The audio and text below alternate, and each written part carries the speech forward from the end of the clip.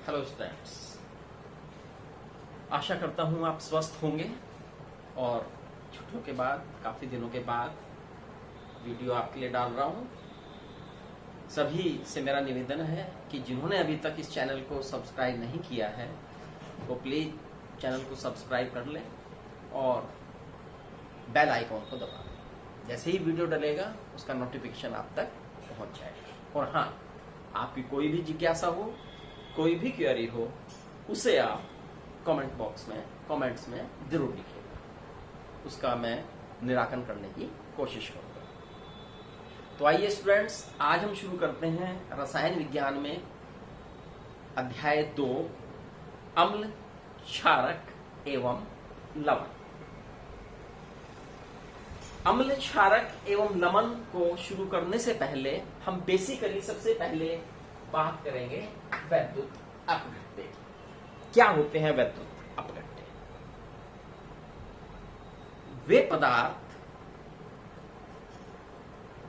जिनके जलीय विलयन में विद्युत धारा प्रवाहित की जा सकती हो, वैद्युत अपघट्य कहलाते हैं। यानी ऐसे पदार्थ जिनका अगर हम घोल बनाएं, जलीय विलयन बनाएं, जल में घोल बनाएं और उसमें विद्युत धारा प्रवाहित करें तो वो विद्युत धारा उसमें प्रवाहित हो सकती है। जैसे कॉपर सल्फेट का जलीय विलयन एक विद्युत अपघट्य है। NaCl यानी नमक, सोडियम क्लोराइड का विलयन एक वैद्युत अपघट्य पदार्थ है। क्लियर? क्योंकि इसकी आवश्यकता, इन चीजों की आवश्यकता हमें पड़ने वाली है अम्ल, क्षारक और लवण को अच्छी तरह से समझने के लिए। तो सबसे पहले हम इसी का जिक्र करते हैं, उसके बाद आते हैं वैद्युत अपघटन। क्या होता है वैद्युत अपघटन?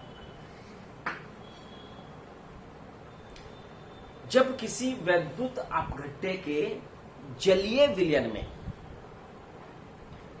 विद्युत धारा प्रवाहित की जाती है तो वह अपने अवयवों में टूट जाता है। यह घटना वैद्युत अपघटन कहलाती है। इससे पहले लेसन में भी, विभिन्न रासायनिक अभिक्रियाओं में भी आपने इस बात को पढ़ा है। ऐसे एक उदाहरण से समझते हैं, जैसे हाइड्रोजन क्लोराइड के जलीय विलयन में जब हम विद्युत धारा प्रवाहित करते हैं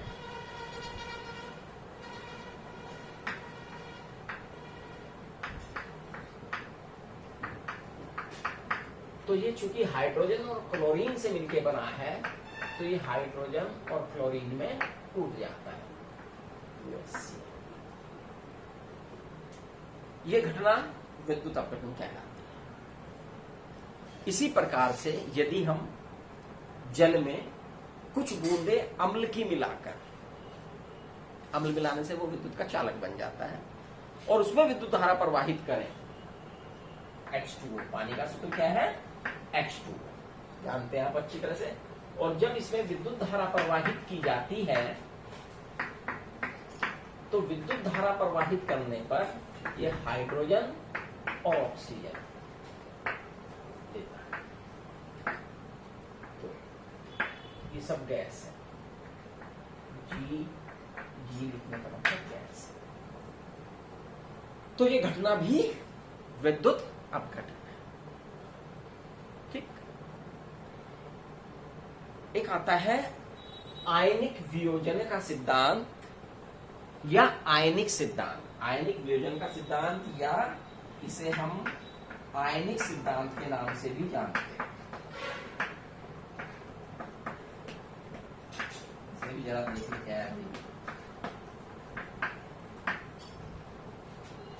क्या है सिद्धांत?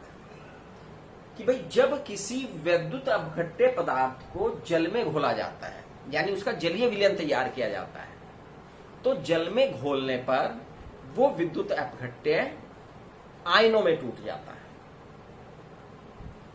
इस घटना को ही हम क्या कहते हैं? आयनन कहते हैं। और आयनन का ये सिद्धांत अर्हीनियस नामक साइंटिस्ट के द्वारा दिया गया था, इसलिए इसे हम अर्हीनियस का सिद्धांत के नाम से भी जानते हैं।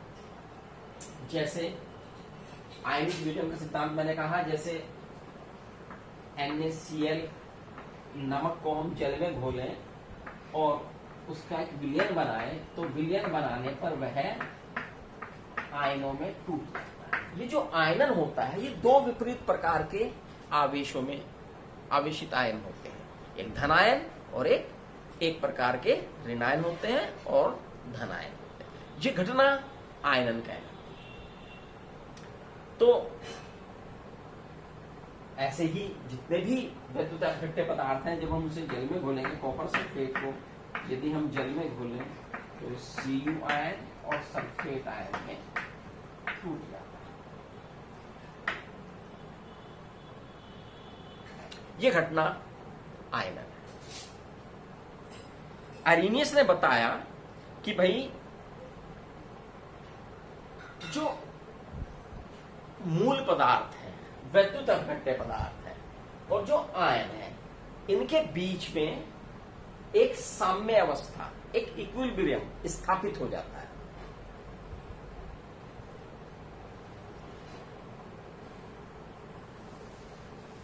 जैसे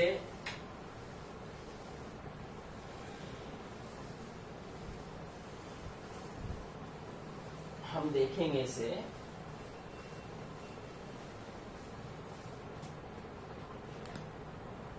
कोई एक पदार्थ सपोज कीजिए ए भी कोई एक वैद्युत अपघट्य पदार्थ है, और जब हम इसे जल में घोल रहे हैं तो ये धनायन और ऋण आयन में। पहली बात तो यह है कि आयनन एक कैसी उत्क्रमणीय अभिक्रिया है। उत्क्रमणीय अभिक्रिया है कि दोनों तरफ चलती है। वैद्युत अपघट्य पदार्थ आयनों में टूटता है और इन आयनों का कुछ हिस्सा वापस संयुक्त होकर पुनः वैद्युत अपघट्य में बदल जाता है। तो इस प्रकार से वैद्युत अपघट्य और इन आयनों के बीच में एक साम्य अवस्था स्थापित हो जाती है।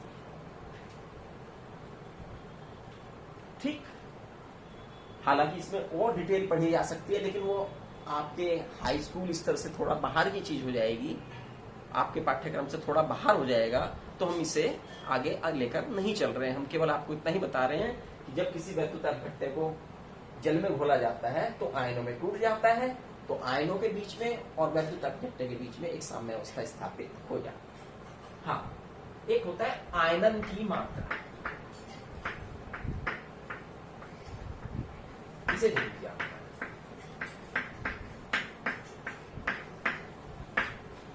क्या होता है भाई आयनन की मात्रा?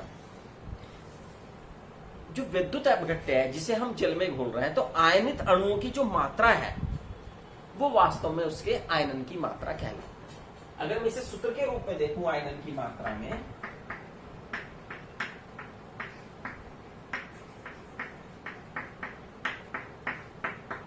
तो आयनित अणुओं की संख्या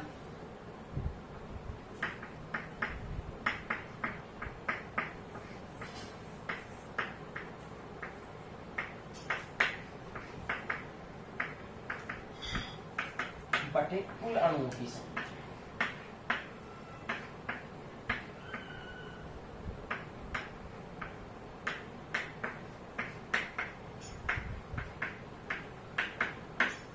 सपोज ये जैसे मैंने यही ऊपर लिया है एग्जाम्पल, एक पदार्थ ए बी, इसके मान लिया 100 अणु तो यहां पे, और इस 100 में से 90 इधर बचिए और 10 अणु जो है आयनित हो गए। ठीक है, 10 अणु आयनित हुए हैं, तो 10 अणु में से जब टूटेंगे तो 10 ही धनायन बनेंगे और 10 ही ऋणायन बनेंगे, लेकिन अणु जितने आयनित हुए उनकी टोटल संख्या 10 ही है। तो आयनन की मात्रा क्या होगी? आयनित अणुओं की संख्या कितनी हुई? 10 अणु आयनित हुए हैं, और कुल अणु कितने थे हमारे पास? 100। 100 में से 10 आयनित हो गए, तो आयन की मात्रा कितनी होगी? इसे डिवाइड करेंगे तो 0.1। तो आयनन की अधिकतम मात्रा 1 हो सकती है, क्योंकि जितने अणु थे सारे के सारे आयनित हो जाए, तो अधिकतम मात्रा तो 1 हो सकती है। लेकिन ऐसा वास्तव में व्यवहार में सारे तो अणु आयनित नहीं होते, लेकिन कुछ पदार्थों में, कुछ वैद्युत अपघट्य में ज्यादा अणु आयनित हो जाते हैं तो उनकी आयनन की मात्रा ज्यादा है, लेकिन कुछ में कम होते हैं तो उनमें आयरन की मात्रा कम रहेगी। किसी भी वैद्युत अपघट्य की जो प्रकृति है वो आयनन की मात्रा पर निर्भर करती है और उसकी जो वैद्युत चालकता होती है वो आवेश की मात्रा पर निर्भर करती है। Is that clear? ये थोड़ा सा संदर्भ हमने लिया था अम्ल, क्षार और लवण को समझाने के लिए कि भाई आपकी समझ में आए कि वैद्युत अपघट्य क्या है, वैद्युत अपघटन क्या है, आयनन क्या है और आयनन की मात्रा क्या है। अब हम आगे बढ़ते हैं और चलेंगे अब अम्ल, क्षारक और लवण पर। तो सबसे पहले हम अध्ययन करेंगे अम्ल का।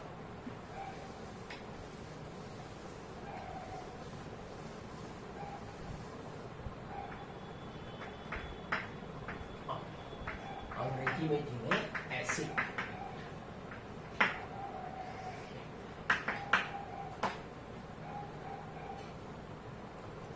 प्रारंभ में पदार्थों को उनके स्वाद के आधार पर, जैसा उनका टेस्ट होता था, अम्ल और क्षारकों में बांटा गया था। यानी कि वे पदार्थ जो स्वाद में खट्टे होते हैं उन्हें अम्ल कहा गया और वे पदार्थ जो स्वाद में कड़वे होते हैं, लेटर ऑन पढ़ेंगे हमने, उन्हें क्षारक कहा गया। तो अम्ल कौन हुए? वे पदार्थ जो स्वाद में खट्टे होते हैं उन्हें अम्ल यानी एसिड कहा गया। जो एसिड है ये वास्तव में एक लैटिन शब्द एसिड से आया है।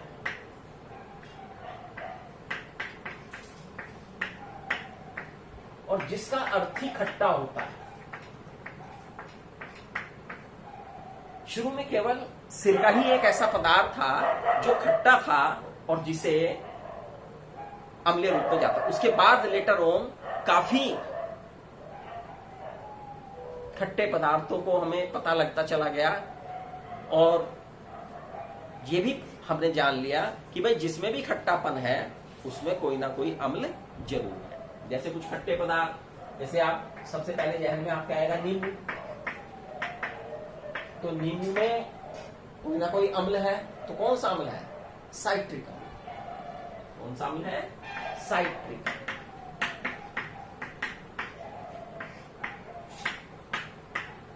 खट्टा तो टमाटर भी होता है। टमाटर में ऑक्जेलिक अम्ल है।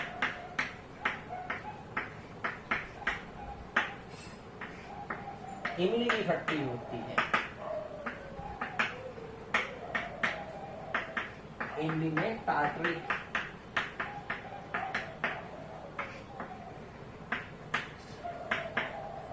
दूध के अंदर भी खट्टापन होता है। दूध में कभी कभी लैक्टिक अम्ल है।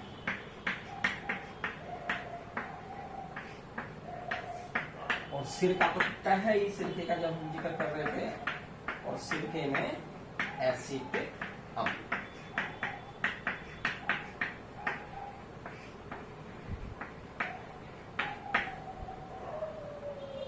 ठीक, लेकिन आर्हेनियस के आयनिक सिद्धांत के बाद हम इसकी अम्ल की व्यापक परिभाषा को जान पाए, है ना। ये तो अम्ल की परिभाषा थी कि भाई खट्टे स्वाद में 8th क्लास तक आपने चलती है, लेकिन आर्हेनियस ने जब आयनिक सिद्धांत दे दिया तो उसके बाद अम्ल और क्षारकों की परिभाषाएं भी बदल गई, उनकी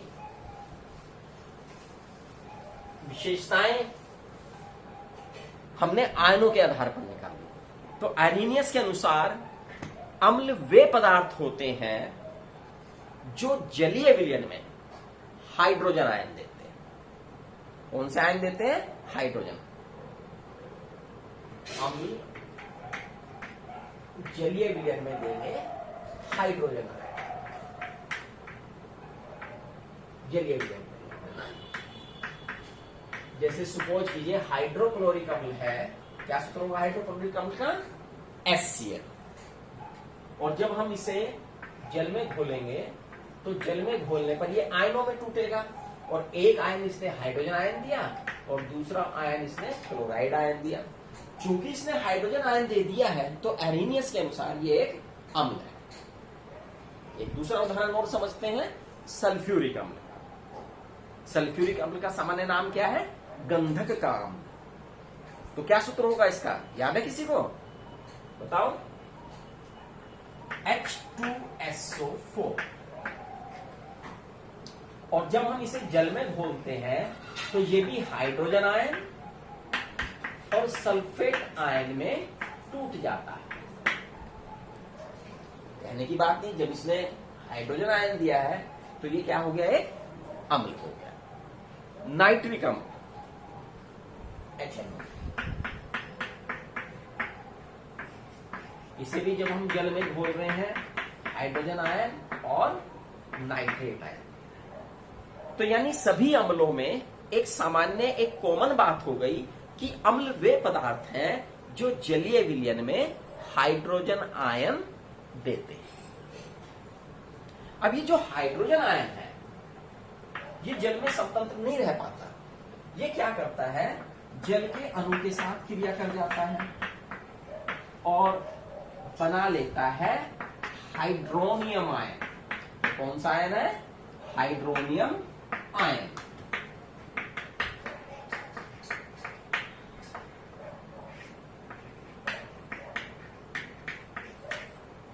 तो हमारे पास बात आ गई कि अम्ल वे पदार्थ हैं जो जलीय विलयन में, या तो हम कह सकते हैं हाइड्रोजन आयन देते हैं, या और यदि इसे परिष्कृत रूप से कहें तो अम्ल वे पदार्थ हैं जो जलीय विलयन में हाइड्रोनियम आयन देते हैं।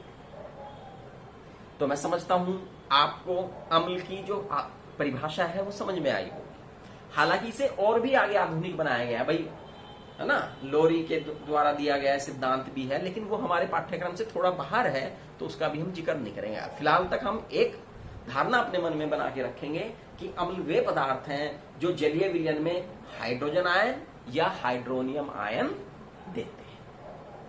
विभिन्न प्रकार के अम्ल हमारे पास हैं और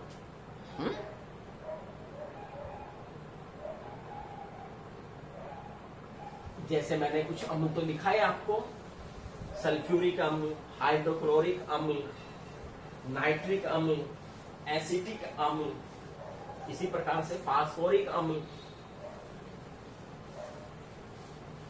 कार्बोनिक अम्ल, कई प्रकार के अम्ल हैं।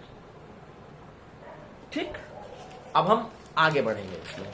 अम्ल की क्षारकता बात करेंगे हम। अम्ल की क्षारकता क्या होती है भाई,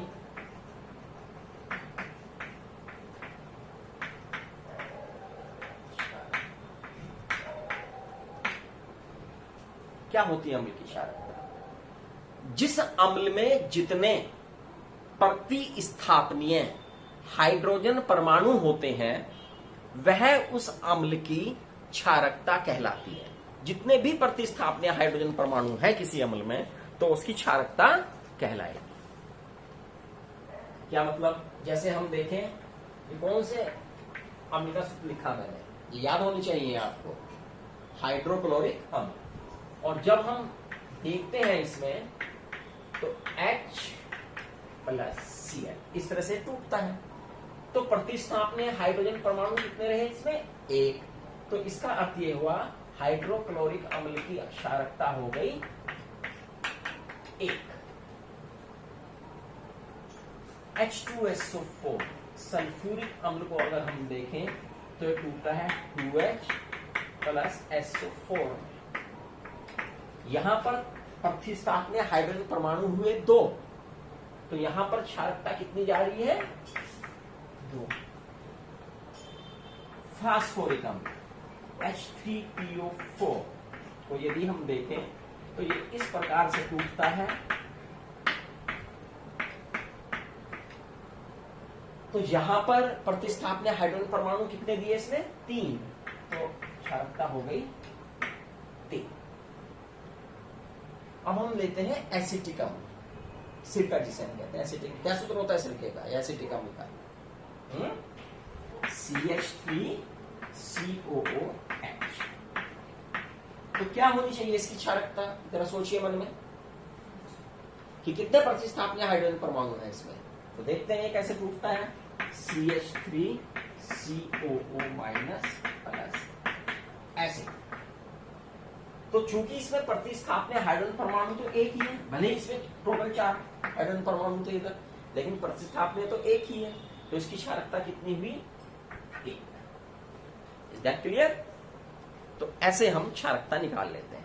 अम्ल की क्षारकता उसके अम्ल के अणुभार और तुल्यांकी भार के साथ संबंध स्थापित करके भी निकाली जा सकती है।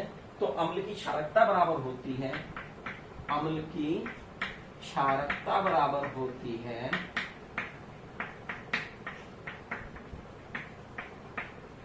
अम्ल का अणुभार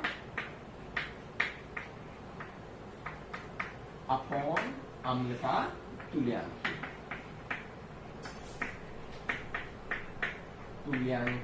भार। अणुभार और तुल्यांकी भार के बारे में आप कक्षा 9 में पढ़े कि अणुभार क्या होता है और तुल्यांकी भार क्या होता है ना। इस फार्मूले के द्वारा हम निकाल सकते हैं। एक उदाहरण ले लें, H2SO4 का ले लें कि भाई H2SO4 की अगर क्षारकता निकालनी है तो कैसे निकालें। अगर मैं कहूं H2SO4 का अणुभार कितना है, तो अणुभार आप निकालना सीखे हैं। H2SO4 का H का 1 गुना 2 प्लस सल्फर का 32 परमाणु भार है, ऑक्सीजन का 16 गुना 4, तो 2 प्लस 32 प्लस 64, 16 चौके 64, 4 2 6 2 8 6 3 9 98। अणुभार कितना हो गया H2SO4 का 98। और तुल्यांकी भार कितना होता है, इसके 98 भाग 2 हाइड्रोजन परमाणु के साथ संयोग कर रहे हैं। तो एक हाइड्रोजन परमाणु के बाद कितने संयोग करेंगे, 49 आधे, यानी उसके जब हाइड्रोजन आधे होंगे तो वो भी आधे हो जाएंगे। तो यानी इसका तुल्यांकी भार कितना हो गया। ये 9 की बातें थी जो मैंने अभी बताई है आपको, 10 की बात तो ये बता रहा हूं मैं, जो इस सूत्र में लगाएंगे। तो अम्ल की क्षारकता है अम्ल का अणुभार बटे अम्ल का तुल्यांकी भार। तो H2SO4 की क्षारकता कितनी हुई भाई,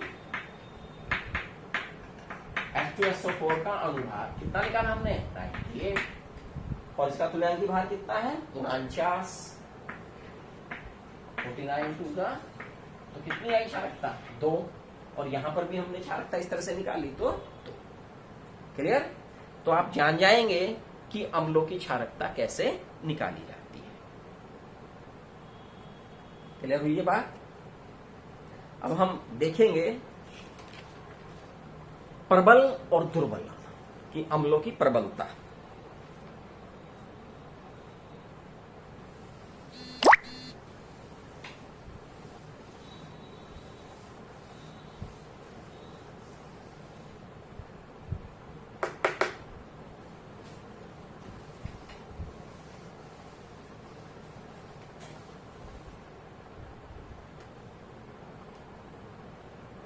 अम्ल की प्रबलता। अब हम आगे पढ़ेंगे अम्ल की प्रबलता या अम्लों की प्रबलता। वो कौन सी बात है जिस पर अम्लों की प्रबलता निर्भर करती है, वो है आयनन की मात्रा। जिस अम्ल का आयनन जितना ज्यादा होगा वो अम्ल उतना ही अधिक प्रबल होगा, और जिसका आयनन जितना कम होगा वह उतना ही दुर्बल अम्ल होगा, है ना। तो अम्ल की जो प्रबलता होती है वो आयनन की मात्रा पर निर्भर करती है। जैसे हम देखें HCl, H2SO4, HNO3, विभिन्न प्रकार के अम्ल मैं लिख रहा हूं, H2CO3, CH3COH, HCl, ये विभिन्न प्रकार के अम्ल। तो इनमें कौन प्रबल अम्ल है कौन दुर्बल अम्ल है, इस बात पर डिपेंड करता है कि किसका आयनन कितना हो। जैसे HCl आयरन बहुत अधिक होता है तो प्रबल अम्ल है, H2SO4 का आयरन भी बहुत अधिक होता है, ये भी प्रबल अम्ल है, HNO3 का आयरन भी बहुत अधिक होता है, ये भी प्रबल अम्ल है, H2CO3 का कम होता है तो दुर्बल अम्ल है, CH3COH का कम होता है दुर्बल अम्ल है, HCl का कम होता है, ये भी एक दुर्बल अम्ल है। हम इन्हें क्रम दे सकते हैं कि भाई अगर मैं कहूं कि आयनन प्रबलता का इनका बढ़ता या घटता क्रम लिखें तो देखिए HCl जो है प्रबल अम्ल है, इससे कम प्रबल HNO3, इससे कम प्रबल H2SO4, इससे कम प्रबल CH3COH।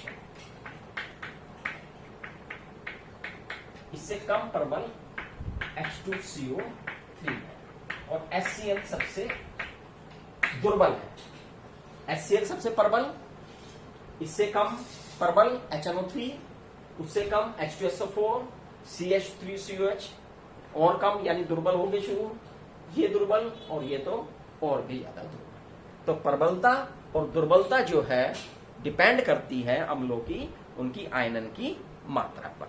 अब एक और जल्दी से चीज समझ सकते हैं, तनुकरण क्या होता है। तनुकरण, जब किसी अम्ल या क्षारक को जल में घोला जाता है तो जल में उसकी आयनन जो सांद्रता है, आयनों की सांद्रता प्रति इकाई आयतन घट जाती है। तो प्रति इकाई आयतन सांद्रता घटने की जो क्रिया है वही कहलाती है तनुकरण। जब किसी अम्ल को घोलते हैं हम जल में, हाँ ये भी एक बात है, ये एक ऊष्माक्षेपीय अभिक्रिया है। जल और जल में मिला रहे हैं हम अम्ल, तो कैसी अभिक्रिया है? ऊष्माक्षेपीय अभिक्रिया है, ऊष्मा उत्पन्न होती है इसमें। इसलिए हमेशा जल के भीतर अम्ल मिलाना चाहिए, इसका उल्टा नहीं करना चाहिए कि ये अम्ल है और इसमें आप जल मिलाए। हालांकि मिश्रण दोनों में बन रहा है लेकिन दोनों में फर्क आ जाता है, क्योंकि ऊष्माक्षेपीय अभिक्रिया है तो यहां पर तीव्र ऊष्मा उत्पन्न हो जाएगी और ये अम्ल छिटक जाएगा और छिटक कर बाहर आ सकता है, हमें हानि पहुंचा सकता है। और अत्यधिक ताप बढ़ने से अगर बर्तन कांच आदि का है तो वो भी टूट सकता है। Is that clear? तो हमने आज जाना कि अम्ल, क्षारक और अम्ल क्या है, आयनन क्या है, वैद्युत अपघट्य क्या है। कल हम अध्ययन करेंगे अम्लों के भौतिक और रासायनिक गुणों के बारे में और क्षारक। आप सभी स्टूडेंट्स इस सभी होमवर्क को अपनी उत्तर पुस्तिका में अच्छी तरह से नोट करेंगे और नोट्स बनाएंगे। मिलते हैं कल नई वीडियो के साथ। चैनल को सब्सक्राइब जरूर करना है, आइकॉन बेल का बटन जरूर दबाना। Thank you.